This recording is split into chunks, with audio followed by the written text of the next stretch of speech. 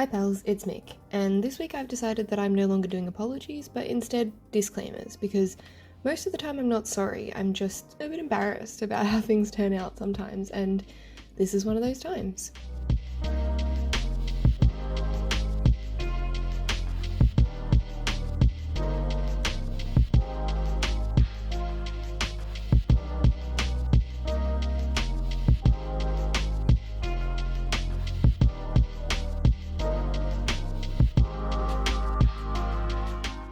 So, disclaimer, this week isn't a bullet journal video like I would have intended for it to be because, as I've mentioned in previous videos, my intention for schedule is to have a bullet journal video be my last video of every month.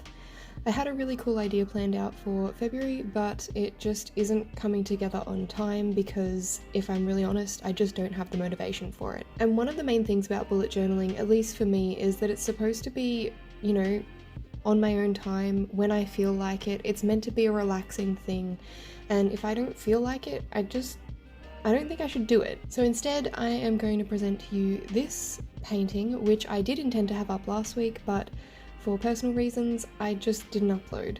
It's nothing crazy, it's just, the renovations that I've mentioned before alongside a couple of mental health things that I'm dealing with. It's not like I'm attempting to be like every YouTuber who's like, oh, I have mental health issues and, it stopped me from uploading. No, it didn't stop me from uploading.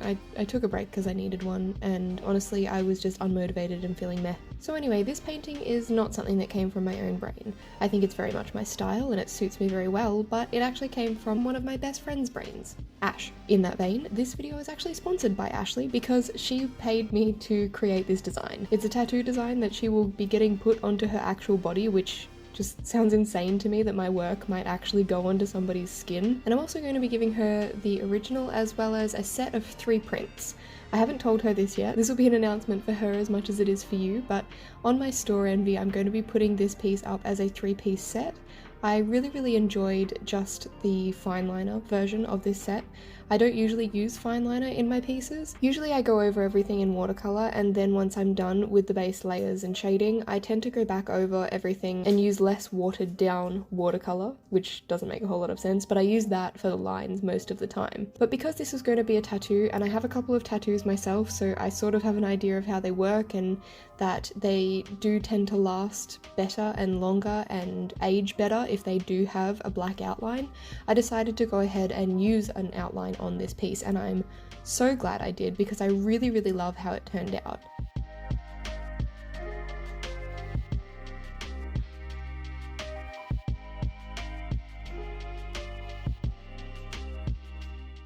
I'm also really pleased with the way that the shading turned out. The way I kind of used, well, it's not cross-hatching because I'm not cross-hatching, and because I'm entirely self-taught, I don't know what the name for this is, but basically I just used strokes. I guess it's hatching. It's not cross-hatching. Yeah, let's call it hatching. To create the shadows, and to create deeper shadows I was heavier on them, put them closer together, and I made sure that they were unbroken lines. Whereas for the actual shading around the bones, to show edges and create a little bit more shape, I just did some more broken lines as well as almost dry brushing strokes, except with a fine liner. So I've had this fine liner for a long time and I know what angle to hold it on to get it to sort of come out a little scratchy and broken rather than giving a full solid line. So I used that sort of technique when I wanted to create shape rather than shading, if that makes sense. So to make the bones look a little bit more rounded and to create dimension. Also, when I first started fine lining, I don't know if you noticed, but I sort of left the flowers and the leaves and the vines until last, and that was because I wasn't sure if I wanted to give them an outline. In the end, I did decide to do it because, as I said, I feel like tattoos age better when they do have that outline, but the intention behind leaving or potentially leaving them was to give contrast between ribcage butterflies and flora. And that's another reason that I wanted to sell these prints in a 3-piece set, because I think that while the piece that's just inked looks really nice and I really like it, it doesn't have a whole lot of contrast because it is just a black and white image, and I don't think that I am skilled enough with shading to separate pieces just by using hatching. So I wanted to really push the contrast with the colors here, and I'm not sure if I achieved that necessarily, but I do like how it turned out. I prefer the black and white version, and if Ash wants to just get the black and white version, I would heavily encourage that. But I do think that the contrast is better with the colors, even though I do think I could have picked them a little better.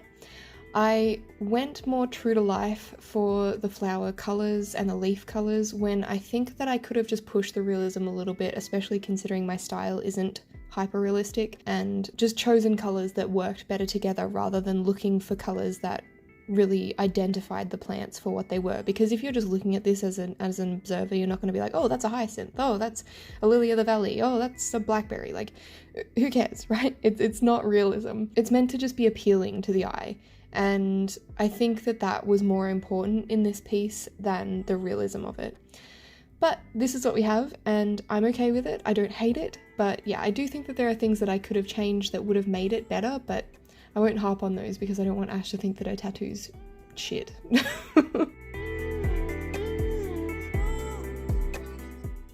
So I do just want to take a moment to explain sort of what's going on with this tattoo and what the concept is. This tattoo design is based on a song by Bring Me the Horizon on their new album Post-Human Survival Horror. And that song has the longest title that I've seen in a track list, I think, since probably Fallout days. They used to have some pretty long titles, but this one is called One Day the Only Butterflies Left Will Be in Your Chest as You March Towards Your Death. And I hadn't heard this song before. I'm not a huge Bring Me the Horizon fan, but Ash is pretty big on them. I remember her being into them when we were back in high school, so it makes sense that she would want a tattoo to reflect her love of this band. But also it is, I agree, it's a really nice concept. And I mean, it does suit my style, so it makes sense that I would like the concept, I guess.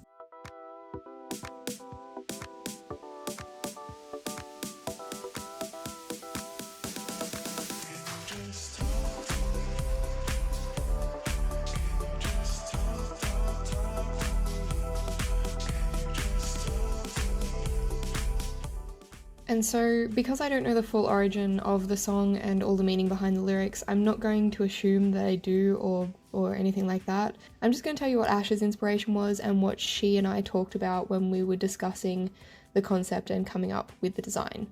Basically, she said to me that she wanted the ribcage to look like it was flaking away into pieces, not dissimilar to Endgame when Thanos clicks people into non-existence. And then from there she wanted the butterflies and the plants within the ribcage to represent something, to symbolize something. And the intention was that there would be a mixture of dark and light symbolism applied to these flowers and the butterflies. Initially there was just going to be a mix of flowers, and then she came up with the idea that the flowers that were darker in symbolism should be closer towards the middle, and the flowers that were lighter in symbolism should sort of be sprouting out of the outsides. And I think that that idea came to her more specifically from the daffodils sprouting from the skeleton's jaw. And I loved that idea, and that's probably my favourite part of the painting, the jawbone and the teeth with the daffodils slipping down through the neck and throat. And I don't know if it's anatomically correct, but I do really like how it turned out and I like the idea of it. Then the butterflies were all planned to be kind of different colours, but we both came to the conclusion that it would be better to just have black and white to push the contrast between light and dark, and sort of to have that surrounding the entire image to bring it all together.